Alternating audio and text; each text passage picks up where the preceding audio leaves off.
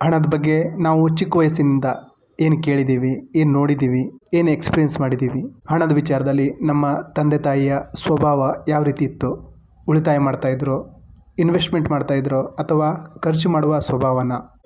ಹಣಕ್ಕಾಗಿ ನಮ್ಮ ತಂದೆ ತಾಯಿ ಕಷ್ಟ ಬೀಳ್ತಾಯಿದ್ರ, ಕಷ್ಟ ಬಿದ್ದರೂ ಹಣ ಉಳಿತಾಯ ಮಾಡಲಿಕ್ಕೆ ಆಗ್ತಾ ಇರಲಿಲ್ವ? ಹಣದ ಬಗ್ಗೆ ನೀವು ಏನು ಕೇಳಿದ್ದೀರಾ? ಒಂದು ಸಲ ಕಣ್ಣು ಮುಚ್ಕೊಂಡು ಚಿಕ್ಕ ವಯಸ್ಸಿನಲ್ಲಿ ನಿಮ್ಮ ಹಣದ ಬಗ್ಗೆ ನಿಮ್ಮ ಭಾವನೆ ಏನು, ನಿಮ್ಮ ವಿಚಾರ ಏನು, ಹಣದ ಬಗ್ಗೆ ನಿಮ್ಮ ಬಿಲೀಫ್ ಏನಿದೆ, ನಂಬಿಕೆ ಏನಿದೆ, ಈಗ ಅದನ್ನು ಬ್ರೇಕ್ ಮಾಡಬೇಕು.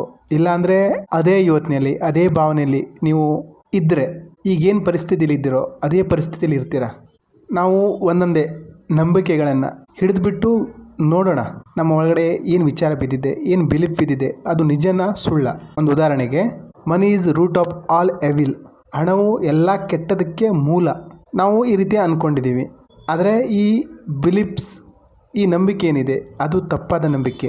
ಹಣ ಅಂದರೆ ಟೂಲ್, ಸಾಧನ. ನಾವು ಪ್ರತಿದಿನ ಒಳ್ಳೆಯದೇನಾದರೂ ಮಾಡಬೇಕು, ಯಾರಿಗಾದರೂ ಏನು ಕೊಡಬೇಕಂದ್ರೂ ಸಹ ಹಣ ಬೇಕು. ನಮ್ಮ ಮಕ್ಕಳ ವಿದ್ಯಾಭ್ಯಾಸಕ್ಕೆ ಹಣ ಬೇಕು. ನಮ್ಮ ಅಪ್ಪ ಅಮ್ಮ, ನಮ್ಮ ಫ್ಯಾಮಿಲಿನ ಚೆನ್ನಾಗಿ ನೋಡ್ಕೋಬೇಕು, ಒಳ್ಳೆ ಬದುಕು ಕಟ್ಕೊಡ್ಬೇಕಂದ್ರೂ ಸಹ ಹಣ ಬೇಕು. ಹಣ ಕೆಟ್ಟದಲ್ಲ, ಹಣ ನಮ್ಮ ಹತ್ರ ಇಲ್ಲದೆ ಇರೋದು ಅದರಿಂದ ಕೆಟ್ಟದಾಗ್ತಾ ಇದೆ. ಹಣ ಅಂದರೆ ಒಳ್ಳೆಯದೇ. ಎಲ್ಲರ ಹತ್ರ ದುಡ್ಡಿದೆ ಅಂದ್ಕೊಳ್ಳೋಣ, ಎಲ್ಲರ ಹತ್ರ ಹಣ ಇದೆ. ಆವಾಗ ಕಳ್ತನ ಆಗುತ್ತಾ? ನಮಗೆ ಜಲ್ಸಿ ಫೀಲ್ ಆಗುತ್ತಾ? ಆಗಲ್ಲ. ನೀವು ಏಕೆ ಕೋಟ್ಯಾಧಿಪತಿ ಆಗಬಾರ್ದು ಬುಕ್ನ ಆಥರ್ ಟಿ ಹಾರ್ವಿಕರ್ ಹೇಳ್ತಾರೆ, ನಾನು ಕಾರ್ ತಗೊಂಡು ಸ್ವಲ್ಪ ಬಡತನದ ಸ್ಥಿತಿಯಲ್ಲಿದ್ದಂತಹ ಏರಿಯಾದಲ್ಲಿ ಹೋದರೆ ಜನ ಕಲ್ಲು ಹೊಡಿತಾಯಿದ್ರು ಅಂತ. ಅಂದರೆ ಜಲ್ಸಿ. ಶ್ರೀಮಂತರಂದರೆ ಕೆಟ್ಟವರು ಅನ್ನೋ ಅಭಿಪ್ರಾಯನ ಹೊಂದಿರುವಂಥವರು. ಶ್ರೀಮಂತರು ಕೆಟ್ಟವರಲ್ಲ.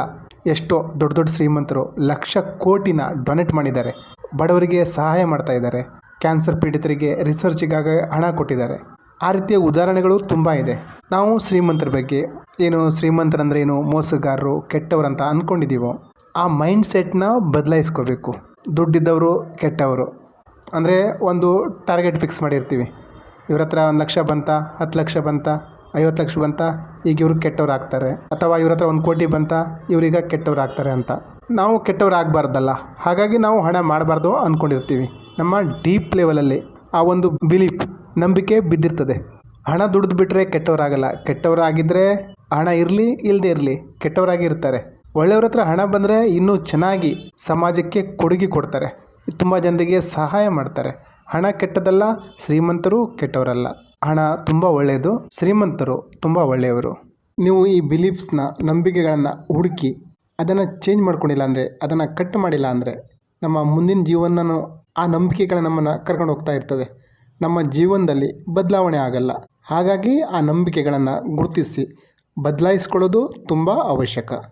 ಹಣದ ಬಗ್ಗೆ ನಮ್ಮ ದೃಷ್ಟಿಕೋನನ ಬದಲಾಯಿಸಬೇಕು ಅಂದರೆ ಒಂದು ಟೆಕ್ನಿಕ್ ಇದೆ. ಏನು ಗೊತ್ತಾ? Bless what you want. ಅಂದರೆ ನೀವೊಂದು ಕಾರ್ನ ನೋಡಿದ್ರೆ ಆ ಕಾರ್ನ ಹರಿಸಿ, ಆ ಓನರ್ನ ಹರಿಸಿ. ನೀವೊಂದು ಒಳ್ಳೆ ಬಿಲ್ಡಿಂಗ್ ನೋಡಿದ್ರಿ, ಒಳ್ಳೆ ಮನೆ ನೋಡಿದ್ರಿ, ವಾವ್ ಮನೆ ತುಂಬ ಚೆನ್ನಾಗಿದೆ ಅಂತ ಅದನ್ನು ಹರಿಸಿ.